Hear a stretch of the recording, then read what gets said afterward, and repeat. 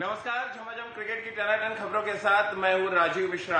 IPL season 15 में अभी तक 4 मुकाबले खेले गए और इन 4 मुकाबलों में स्किलफुल बल्लेबाजी पे पावर हिटिंग भारी पड़ी है और इसीलिए आज हम कह रहे हैं कि गेम के गदाधारी मैच का रुख बदल रहे हैं इन दिनों। अगर हम खास तौर से T20 फॉर्मेट की बात करें, यानी कि वो बल्लेबाज जो पावर हिटिंग करने में माहिर है, उनकी तूती बोलती नजर आ रही है और आने वाले मैचेस में भी जिस तरह के फ्लैट ट्रैक मुंबई में देखने को मिल रहे हैं, वहां पर ऐसे बलशाली बल्लेबाज डोमिनेट करते नजर आएंगे। आज बात करेंगे इन्हीं बल्लेबाजों के बारे में और आपको बताएंगे गेम के ये गदाधारी किस तरह से अपने ओपोनेंट पे यानी कि अपने विरोधियों पे भारी पड़ते नजर आ रहे हैं। वो चाहे हम राहुल तेवतिया की बात कर लें, डेविड मिलर की बात कर लें, या जिस तरह से अक्षर पटेल ने बल्लेबाजी की उनकी हम बात करें, या ईशान किशन की हम बात करें। और मजे की बात यह है, अब तक खेले गए चारों ही मुकाबलों में ज्यादातर बाएं हाथ के बलशाली गदाधारी छाए हुए नजर आए आईपीएल सीजन 15 के शुरुआती 4 मैचेस में। क्या वाकई T20 फॉर्मेट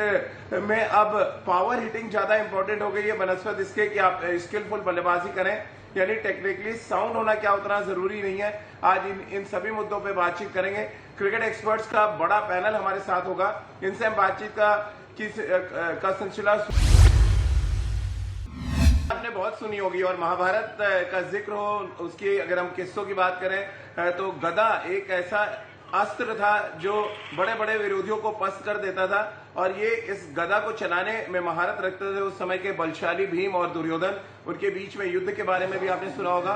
और सबसे इंपॉर्टेंट फैक्टर क्या है कि जब गदा आप चलाते थे उस समय में तो नियम होता था कि आप कमर के नीचे प्रहार नहीं कर सकते, लेकिन यहाँ पर ना तो कोई नियम है और ना ही कोई कानून। आप के हाथ में गदा यानी बैट है और ऐसे भारी भरकम बैट जब गेम के ऊपर प्रहार करते हैं तो फिर मैच का रिजल्ट और फैसला बदल जाता है। अब चलिए इसी मुद्दे पे चर्चा की शुरुआत कर लेते हैं। राजकुमार शर्मा जी हमारे साथ हैं, विराट कोहली के कोच और दिल्ली टीम के हेड कोच हैं। राजकुमार सर, क्या क्रिकेट की किताब में एक नया अध्याय ये जोड़ा जाए जहां पर पावर हिटिंग गदाधारी जितने बल्लेबाज हैं यानी बलशाली बल्लेबाज हैं उनको हम जगह दें, क्योंकि क्रिकेट की किताब में कभी इस तरह के शॉट देखने को नहीं मिलते थे कि बैकफुट पर आप कवर्स पे छक्का मार दें, आप खड़े खड़े मिड विकेट और मिड ऑन पे 140 प्लस की रफ्तार की गेंदों को छक्के के लिए मैदान से बाहर भेज दें। क्या ये T20 में स्किलफुल बल्लेबाजी पे पावर हिटिंग भारी पड़ती नजर आ रही है? राजीव, देखिए काफ़ी इवॉल्व हुआ है क्रिकेट और स्पेशली T20 के आने के बाद तो मैं कहूँगा ये टोटली बैट्समैनों का गेम रह गया। और बैट्समैन में भी आपने बिल्कुल ठीक कहा, पावर हिटिंग अब इतनी इंपॉर्टेंट हो गई है या इतने सक्सेसफुल हैं पावर हिटर्स की जो हम देख रहे हैं कि इन 4 मैचेस में ही हमने देखा जो कि जिस तरह की पावर हिटिंग हो रही है वो अनबिलीवेबल है। बिल्कुल यकीन नहीं होता कि किस तरह के शॉट्स प्लेयर्स खेल रहे हैं, कितनी पावर के साथ खेल रहे हैं।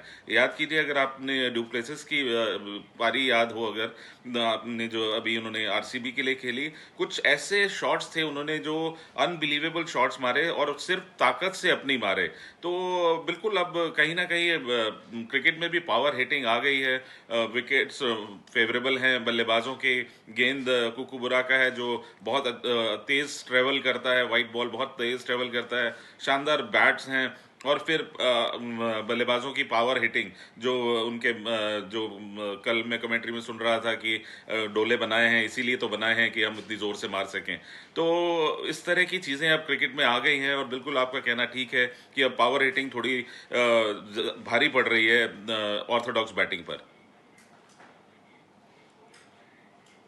ऑर्थोडॉक्स बैटिंग का जिक्र करते ही राजपक्षे का चेहरा जहन में आ जाता है, जो पंजाब के लिए 22 बॉल पे लगभग 40 रन बना गए। 200 के आसपास का उनका स्ट्राइक रेट था रितेंद्र। फिर वही उन बल्लेबाजों के चेहरे भी जहन में आते हैं, मसलन ओडियन स्मिथ की बात करें, 6 गेंदों पे वो 24 रन मार देते हैं और उनमें कुछ छक्के वो बैकफुट पर मारते हैं जो एक्स्ट्रा कवर और मिड ऑफ के ऊपर से जाते हैं। ये शेयर पावर हिटिंग है और इस तरह की पावर हिटिंग के बारे में हम अक्सर चर्चा तो करते थे, लेकिन इस बार आईपीएल सीजन 15 में क्योंकि फ्लैट ट्रैक्स हैं रितेंद्र, इसलिए आपको लग रहा है ये पावर हिटर्स ज्यादा इंपॉर्टेंट रोल प्ले कर रहे हैं, क्योंकि जब फ्लैट ट्रैक होता है बैट आपको सही जगह पे कनेक्ट करना होता है बॉल के साथ। चलिए राजकुमार सर, ये सवाल मैं आपसे लेना चाहूंगा। बिल्कुल राजीव, आपने ठीक कहा कि जिस तरह की ओडन स्मिथ बल्लेबाजी कर रहे थे और बैकफुट से जो उन्होंने शेयर पावर हिटिंग की है, वो देख के लगता है या उनकी बल्लेबाजी या मिलर की बल्लेबाजी तो ज़रूर अब ऑर्थोडॉक्स बैटिंग से ज़्यादा पावर हिटर्स ज़्यादा सक्सेसफुल हो रहे हैं, और स्पेशली T20 फॉर्मेट में। और कहीं ना कहीं विकेट्स का बहुत बड़ा कंट्रीब्यूशन है। जैसे आपने अभी कहा कि फ्लैट ट्रैक्स हैं, यहाँ पे बॉलर्स के लिए कुछ भी नहीं है, और रादर बॉल बहुत अच्छा आता है मुंबई के विकेट्स पे, क्योंकि रेड सॉइल है और रेड सॉइल पर बल्लेबाजी करना थोड़ा सा आसान होता है, क्योंकि आपको बॉल बैट पर आता है, बॉल रुकता नहीं है। ब्लैक सॉइल में थोड़ा सा बॉल रुक के आता है, लेकिन रेड सॉइल में ये एडवांटेज है बल्लेबाजों को कि बल्ले पर गेंद आती है, और थोड़ा सा फास्ट बॉलर्स के लिए मदद होती है। लेकिन जब तक लेटरल मूवमेंट नहीं हो, जब तक गेंद कोई स्विंग नहीं कराएगा, या तो शामी जैसा गेंदबाज हो जो कि गेंद को स्विंग कराए, तब कोई एडवांटेज ले सकता है, वरना तो इन ट्रैक्स पे पावर हिटर से बचना बहुत मुश्किल है बॉलर्स के लिए।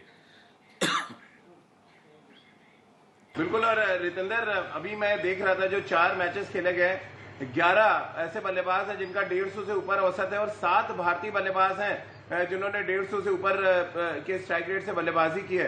क्या ये एक नया ट्रेंड हमें दिखा रहा है कि स्किलफुल बल्लेबाजी पे पावर हिटिंग भारी पड़ती नजर आ रही है, क्योंकि मैदान भी छोटे हैं, बहुत ही प्लास्टिक ट्रैक्स हैं, और इस वजह से पावर हिटर्स ज्यादा महफिल लूटने का काम कर रहे हैं?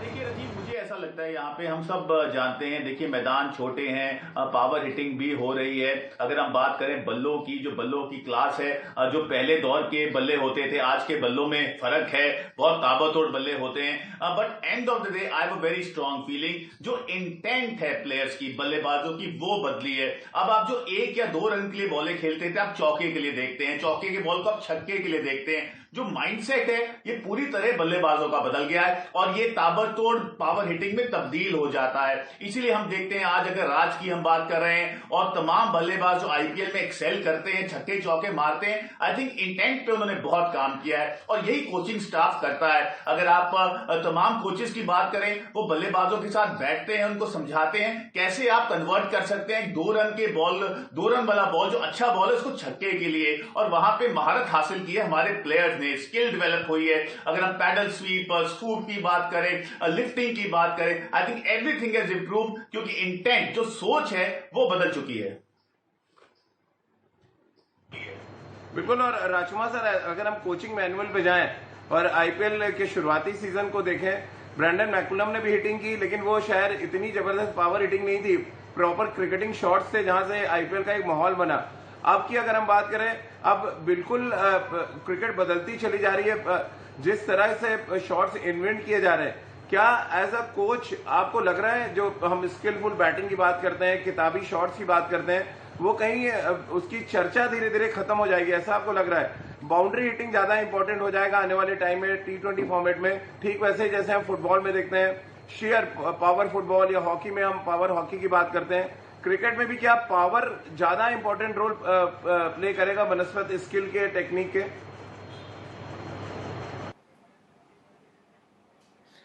राजीव, मेरा मानना है कि ये सिर्फ T20 फॉर्मेट में ऐसा सक्सेसफुल हो सकता है कि आप इस तरह की हिटिंग करें, क्योंकि आप अगर वनडे क्रिकेट में या टेस्ट क्रिकेट में इस तरह की बल्लेबाजी करने की बात करें, तो मुझे नहीं लगता कि आप बहुत ज़्यादा सक्सेसफुल होंगे, क्योंकि वहाँ पर आपके लिए एक फील्ड सेट की जाती है, वहाँ पर 3 स्लिप 1 गली खड़ी होती है, और वहाँ पर बॉलर बचने के लिए नहीं गेंदबाजी कर रहा होता, वो आपको आउट करने के लिए गेंदबाजी कर रहा होता है। तो वहाँ पे एक डिफाइंड एरियाज में वो गेंदबाजी कर रहे होते हैं, जहाँ से कि आप पावर हिटिंग तो सोच नहीं सकते, बल्कि आप ये सोचते हैं कि गेंद स्लिप में या गली में ना चले जाए। तो T20 फॉर्मेट में ज़रूर इस तरह की बल्लेबाजी कामयाब हो सकती है, लेकिन मेरा मानना है कि टेस्ट क्रिकेट में शायद इस तरह अगर आप सोचें तो आप कामयाब नहीं होंगे। पर हम बातचीत कर रहे थे, यानी कि उन बल्लेबाजों पर बात कर रहे थे जो मैदान पर बैट को गदा की तरह इस्तेमाल करते हैं और विरोधी गेंदबाजों पर जमकर प्रहार करते हैं।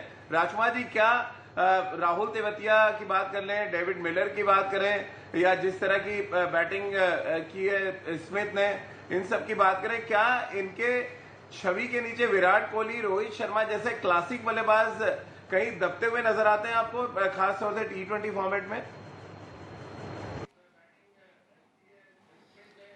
देखिए, बड़ा डिबेटेबल बहस है ये राजीव की हम कंपेयर करें इन प्लेयर्स को रोहित या विराट से, जो कि बहुत ऑर्थोडॉक्स क्रिकेट खेल के इसी स्ट्राइक रेट से इतने रन बनाते हैं या इनसे ज़्यादा रन बनाते हैं। लेकिन हाँ, अभी थोड़ा सा ट्रेंड चेंज हुआ है, थोड़ी पावर हिटिंग हो रही है।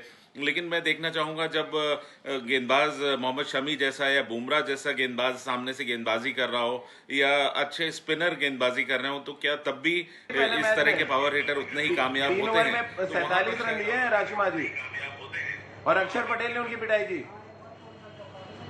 किसको